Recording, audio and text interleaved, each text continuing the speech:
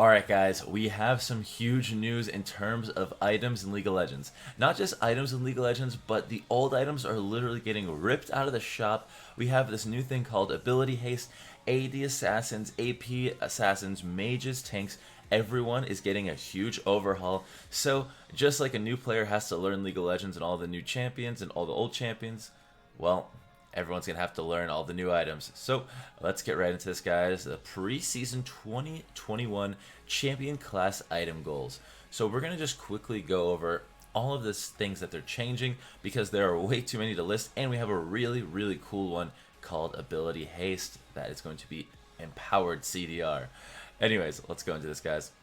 Hey everyone, we are really excited to bring another update on preseason's item system overhaul. This blog will outline specific goals we have for each class of items and a few changes to how some stats work in general. This work is still in progress, so there may be a few changes to these goals by the time preseason goes live. So first things first, we have stats and effects. Healing and grievous wounds.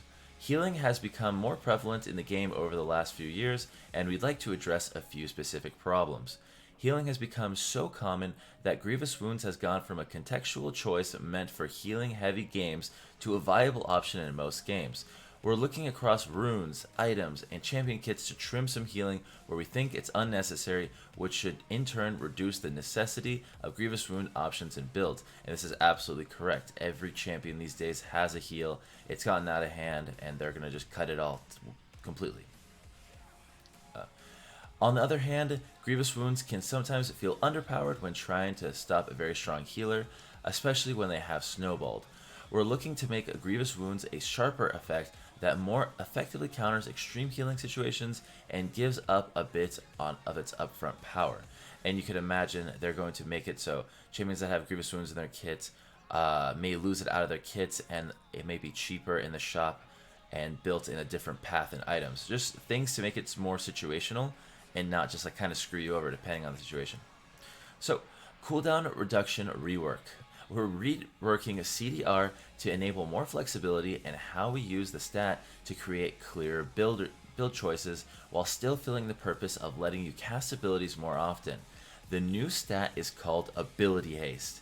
Ability Haste power stacks linearly. Currently, CDR's power stacks exponentially, so the more CDR you get, the more valuable it becomes. For example, 10% CDR is 11% more casts, while 40% CDR is 66% more casts, and 50% CDR is 100% more casts. Ability Haste will provide a linear power scaling model for more ability casts.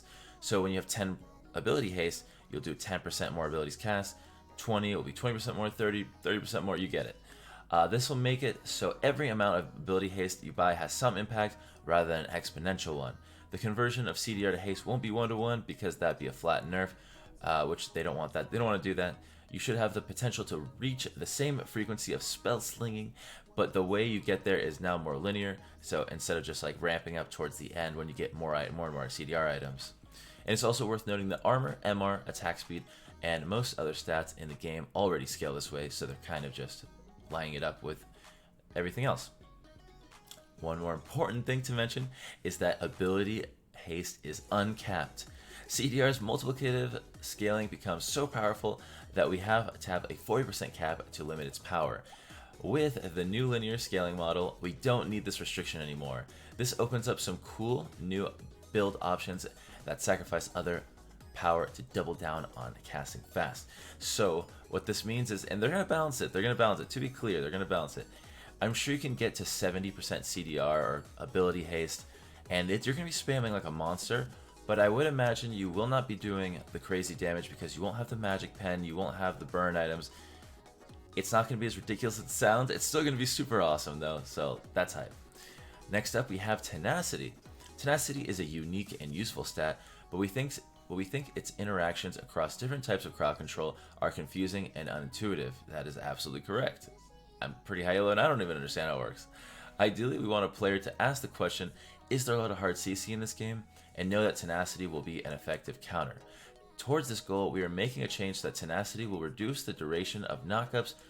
Nice. We're not going to have Tenacity affect the displacement, which is knockback or pull spells, because their primary purpose is movement, not long range not long duration CC.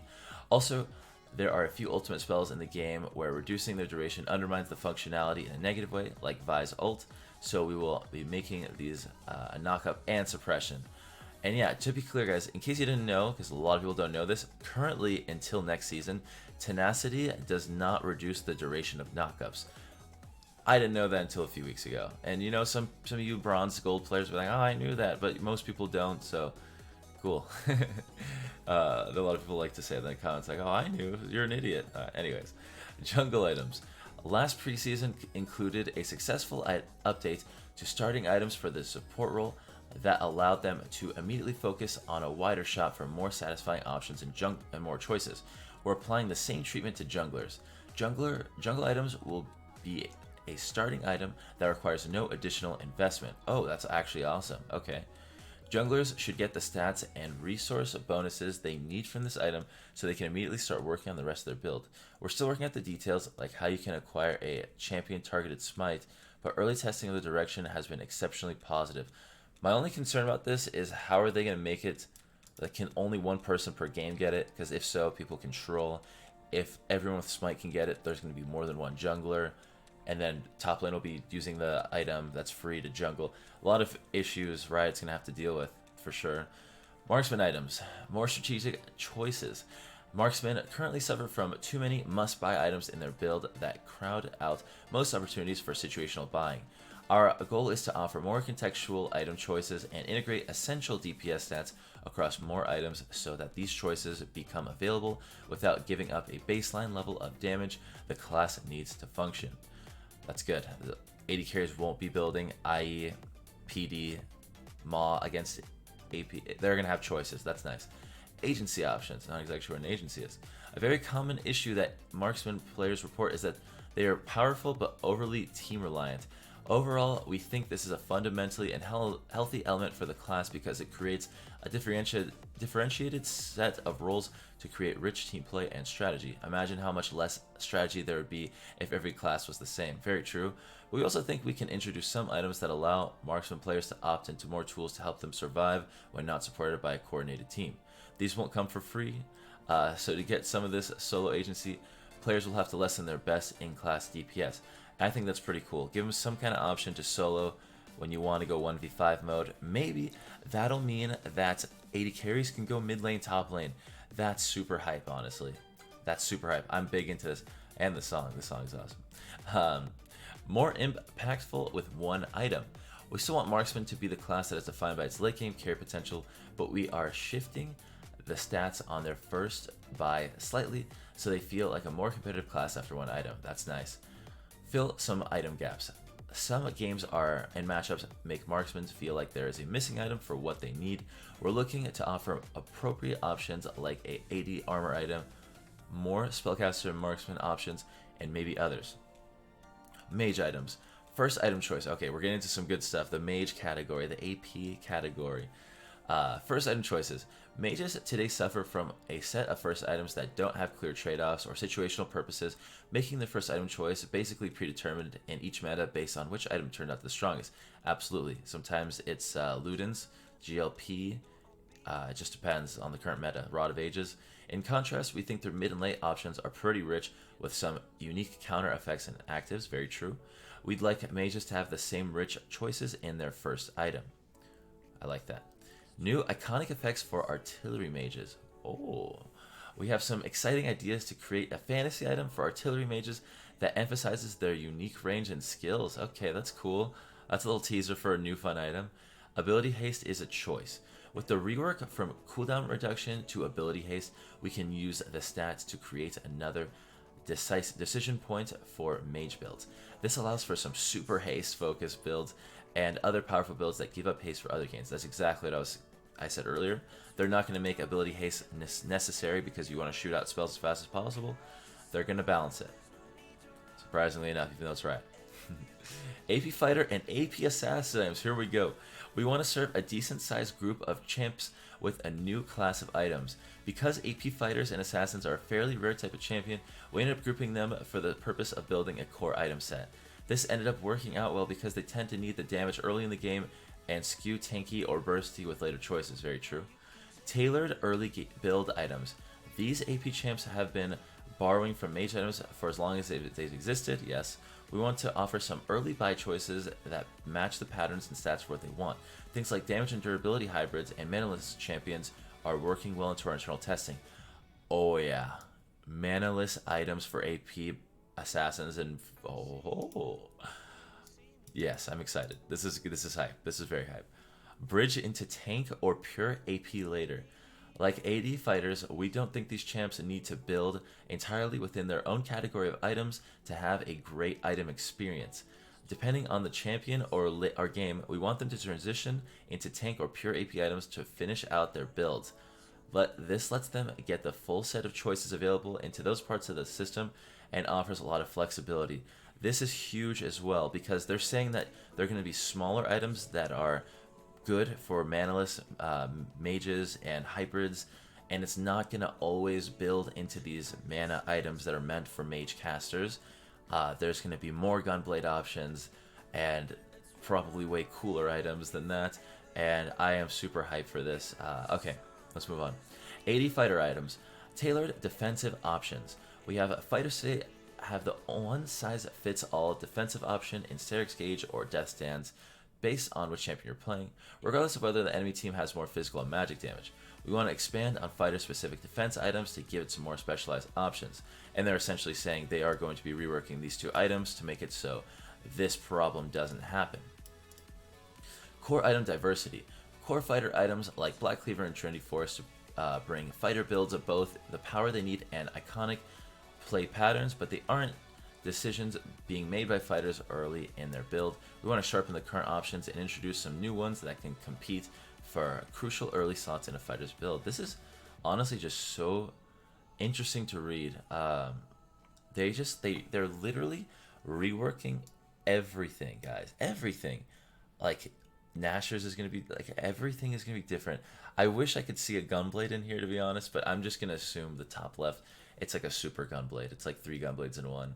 But we're going to wrap it up and just go over the final bit. So we have tank items, more options to adapt to team strategy. We have filled out magic resist options. We got enhanced tank utility, late game capstone items. So they're basically saying the same thing as the rest of them. You can pause the video and read this.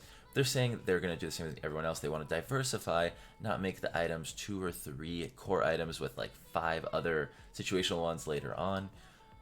And I will read Enchanter Items because this is very important. This is a very interesting topic. Enchanter Items, more options for build variety. The current Enchanter item ecosystem is dominated by few items that outshine other options, such as Art and Censor, to the point that most Enchanter builds are the same 3 items every game.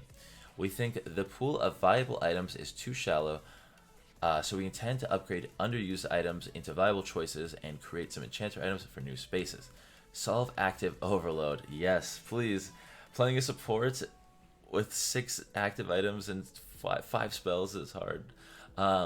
More than any other class by far, Enchanter items end up with many more actives than we would like in a single build. We're taking a few different approaches simultaneously to keep Enchanter builds in the same 1 or 2 active items sweet spot that we think is ideal. Thank you. Thank you. More clear strengths on each item. A couple items fall into the good at everything category where they provide every stat. We want to have more focus items with clear purpose. Yeah, so you don't get MR, armor, health, CDR, AP in one item. That's part of the reason why some of these items are so good, is it's just everything. So guys, that is going to be everything. They're going to be putting all this on the test servers to play in the fall. So we got 1 season away as far as I know. Yeah, for an extended period so you can tinker it. This is going to be the best preseason, in my opinion, in years. The last 2 preseasons were boring as it was so... We've had the elemental dragons, that's literally it. This is exactly what we need. This is some juiciness. Guys, I'm hype, and I hope you are too. We have some new assassin items. We got so much fun stuff going on. No matter what class you play, you gotta be hyped for this one. Guys, be sure to leave a like on this video. Subscribe if you're new to the channel. We have a new rank series, new collaborations, new challenges. All that stuff's coming up, so be sure to subscribe and hit the bell notification. And until next time, hope you guys have a good rest of your day. Peace out.